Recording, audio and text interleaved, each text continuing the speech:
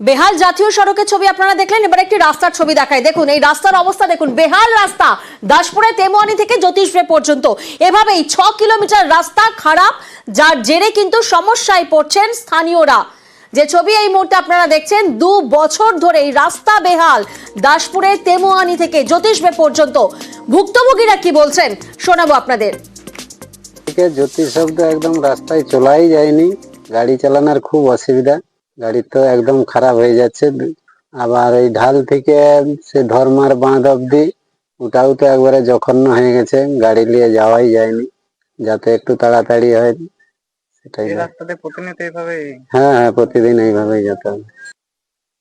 এখানটাই তো বহুদিন এইরকম হয়ে পড়ে আছে, আমাদেরকে এইভাবেই যেতে যাতায়াত করতে হয়। হ্যাঁ, পুরা খতরনাক হয়ে গেছে এই জায়গাটায়, প্রায় অ্যাক্সিডেন্ট হচ্ছে, গাড়ি তো উঠতেই পারছে না। অথচ একটা মেন রাস্তা, কাজই হচ্ছে না সেরকম দেখতে পাচ্ছি না।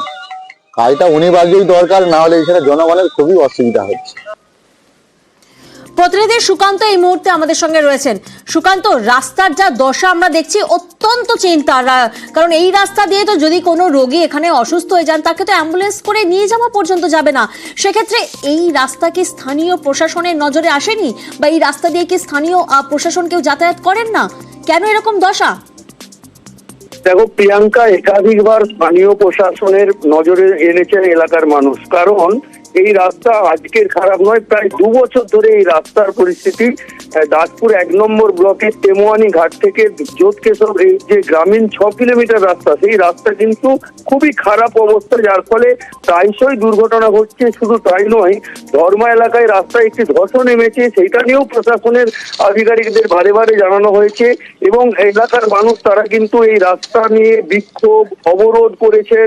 সেই খবরও আমরা নিউজ 18 বাংলায় করেছি। কিন্তু আজকে যা পরিস্থিতি রাস্তার, তাতে করে এলাকার মানুষ তারা বলছেন যে তাদের মানে এলাকাতে তারা রুগী, যেটা যেমনটি তুমি জানাচ্ছিলে যে রুগী নিয়ে যেতেও তারা সমস্যায় পড়ছেন, এবং আত্মীয় স্বজন তাদের গ্রামে আসছেন না। এই বিষয়ে আমরা কিন্তু দাসপুর 1 পঞ্চায়েত সমিতির সভাপতির সাথে কথা বলেছিলাম। তিনি অবশ্য দাবি করেছেন যে আস্তে আস্তে করে রাস্তাগুলি সংস্কারের কাজ চলছে, ওই রাস্তাও সংস্কার হবে, কিন্তু কবে সেই রাস্তা সংস্কার হবে? শুধু তাই নয়, তিনি বলেছেন যে একেবারে কবে হবে সেই নিয়েই তো প্রশ্ন উঠছে, এবং সেই প্রশ্নই থেকে যাচ্ছে।